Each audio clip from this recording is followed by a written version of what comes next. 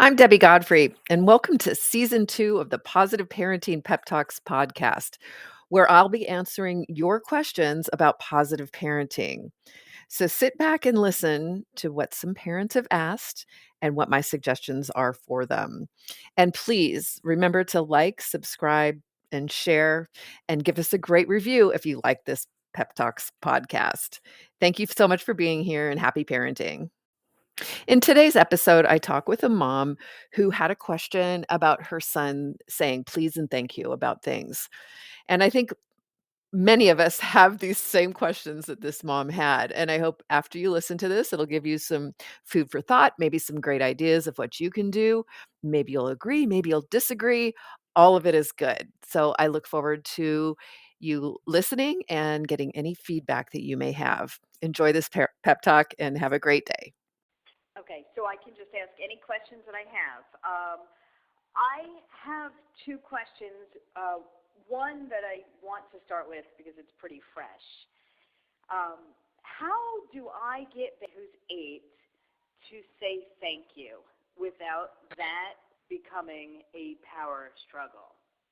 And I'm not really talking about thanking me for making dinner. Not every single thing has to be thanked. But if there's a special occasion, we're going to a toy store and I'm buying him, a bunch of stuff for a project, instead of complaining that he's not getting enough, how do I get him to just say, hey, thanks for buying me that, or whatever it may be? And this is something that I'm noticing is coming up more and more. And if I do remind him to say thank you, the response is, oh, thank you, okay, thank you. Are you happy now? And then then we get into this whole power struggle. So is there a simple answer for this? No way. Thanks. Yeah. No, it's not that simple because it's not. And, I think you're probably role modeling, like going overboard to remember to say thank you to him when he does stuff so that he's seeing it role modeled. The please and thank yous, I think the good etiquette is important. And a lot of us kind of don't even teach it anymore. And so I don't see anything wrong with attempting to train them to say please and thank you because I think it is a nice thing to do.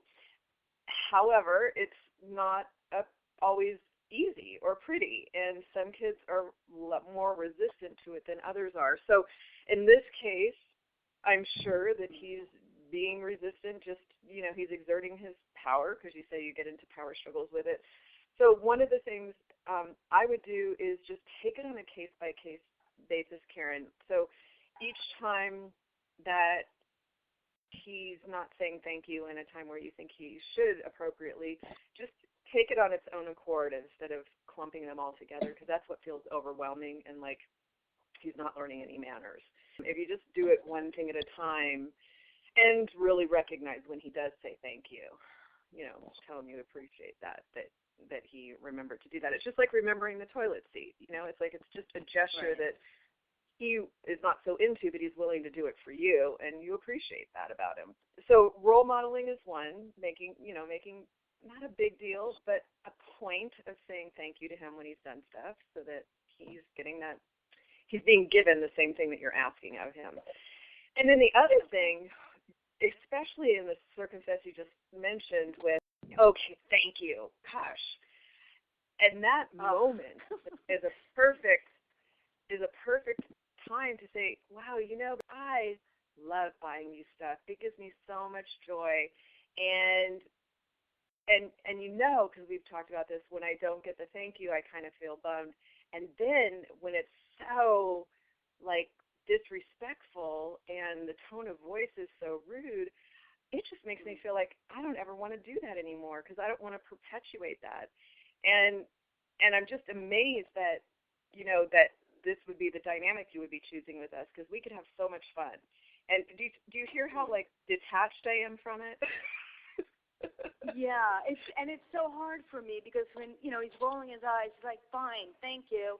I immediately go into, gosh, should I be doing this? He's not grateful. I go into my, you know what, I don't have to do this for you. But I'm better about I'm not verbalizing that anymore. And I'm just wondering if the thank you should be forced, or if I do something special and he doesn't say thank you, should I just kind of blow it off? I guess it's per circumstance, you're saying. Yeah, and because it's important to you, I probably wouldn't blow it off. So I would either address it by saying something. However, again, I want you to kind of remember the tone I had, where I'm just kind of in amazement and like, wow, you're like wanting to play at a level I'm not willing to play. I'm not going to play, I buy you stuff and you be disrespectful to me. That's not a game that's fun for me. And right. It's not disrupting my feeling of worth or value whatsoever that he's choosing that. And that's my detachment. And we're going to cover detachment in the class in a few weeks, so I think you'll get another piece on that. But the point is that when you get plugged in, so when you get your feelings hurt, when you're feeling disrespected and reacting to that with kind of at a more at a level experience, that's where he's getting the power. Okay? So right. He's getting the power from your emotional plugged-inness.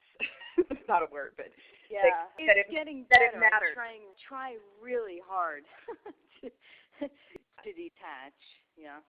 Right, and that's the key, because the emotional reaction is what's feeding the power struggle. And so that's what I would practice with him in those moments. And seriously, if he really is rude like every time, I wouldn't buy him stuff. I'd just be like, this is not fun time for me. I'm not interested in doing it. And wait a while and then give it another shot, and hopefully at one point in time he will remember to say thank you, I appreciate that. And you'll be, wow, this makes the game really fun. I loved it. And you do it again more soon now because he responded in the way you wanted. So it's kind of like training him into the response that you want by right. feeding what works for you and starving what doesn't work for you. And right. And I guess I'm confused. I'm sorry. I guess I'm confused too as to when a child should say thank you. When you serve them dinner, should they say thank you? If they're going out and spending a lot of money on, new sneakers, should they say thank you? I guess I'm a little bit confused as to, should it only be on special occasions, or when a child should actually say thank you? Well, and there's no answer, which is why you're confused. Yeah. So every family will have a different level of that. So that's something for you and Heidi to discuss. What level of please and thank you is necessary. It's really interesting. I got a lot of information about this because my oldest daughter, Brianna, her dad was actually not even in her life till she was like 9 years old. And then it's kind of a long backstory, but he decided to be a dad and so got involved. And actually it was because he got married, and when they decided to have kids, they had to address this little fact that he already had a kid somewhere. And so she started having visits. First, it was just with me. They would come and visit, and then they would take her out to dinner, and then she started having overnights, and then it worked up to like a couple weeks in the summer and a week over Christmas or whatever. So she would go to their house, and they have a completely different philosophy than I do. I mean, just night and day. And so my daughter would experience this, because I was more, if we look at let's say absolutely you have to say please and thank you to everything on one end of the continuum, and never having to say please or thank you about anything on the other end of the continuum, I would say I'm like 75% towards the side of not having to say please and thank you all the time. And her dad's family was like please and thank you about everything side. And so she was experiencing a huge amount of stress over, every time anything happened, she had to say please and thank you. And they were prompting her and even punishing her if she didn't. And so, it really it gave me, and I didn't judge him. It's like, that's how it is at your dad's house. This is how it is at my house. How does it feel? What do you, and we would go through that with all the different, there was a lot of different things that they did differently. So I didn't use it to make him wrong or anything. It's just like, how do you experience that, and what do you think about that? And the funny thing is, I could just see how strongly my values were already ingrained in her, because it was really hard for her to pick up much of the values they're trying to instill in this, like, almost teenager. And so whatever you guys want for your kids, just know you're role modeling, you're shaping, you're giving them those values early on, and they're gonna take them on, and they're gonna believe them, and it's gonna be really hard to change them at at a teenage level, when they've kind of already decided how they are.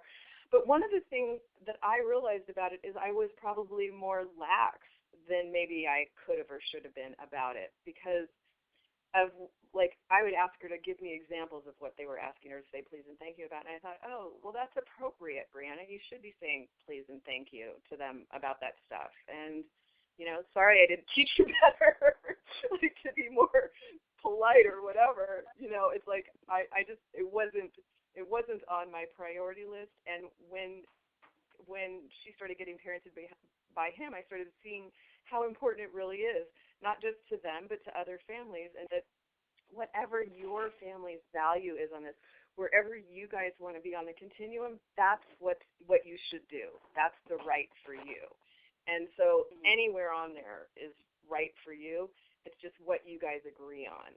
And you can use everything we do in this class to get where you want to be on that continuum.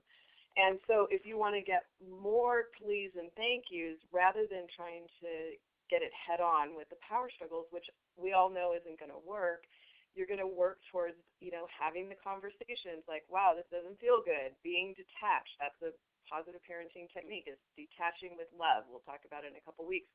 You're going to work on logical consequences, maybe even will come into play, which we'll talk about soon. If they're having, if it truly was a disrespectful attitude, where when you provided something for him, he said something nasty back to you, that could be redirecting for power, or maybe it's revenge. If he's being hurtful and hateful, that could be a redirection. We've done our revenge, and I'm learning a lot about that and how to fix that. I guess the good news is, and why I think it's revenge, is because he's very polite at other people's houses, or if he's going, for a play date, the parents always say, wow, he's so polite, he's so respectful. And I'm like, really? So I do think it's partial power, partial revenge. Right. But yeah, I mean, you gave really good input as to, what it is that I can do a little bit better. Yeah, absolutely. All right. There you have it. What did you think? What did you think about my suggestions for her? What do you think her son's going to do? How do you handle this in your home? All of these are the questions that I hope you'll ask yourself, and maybe you'll be interested in posting over on my Instagram or Facebook page and having a discussion with other parents. As I said in this pep talk, I think all of us have different values, and it's not for us to impose our values on other families. It's for us to do our best to give our values to our children in our own families. And I hope that this pep talk has given you some tools to be able to do that. So again, I'm so glad you were here. Thank you for being here. Thank you for listening. Thank you for helping me grow this podcast by sharing it, by giving us reviews. And I hope you have a fabulous day. Happy parenting. If you like the advice you heard in this pep talk and the other pep talks I've done, and you'd like to work more intimately with me, please go to the link in the description box. I have a self-directed positive parenting class where you can go and listen to lessons. And also I do weekly Q&A calls with parents, and you can get your personal questions answered just like these parents have here. I hope you'll join us. We have new classes starting all the time, and I'd love to have you. Thanks again. Happy parenting.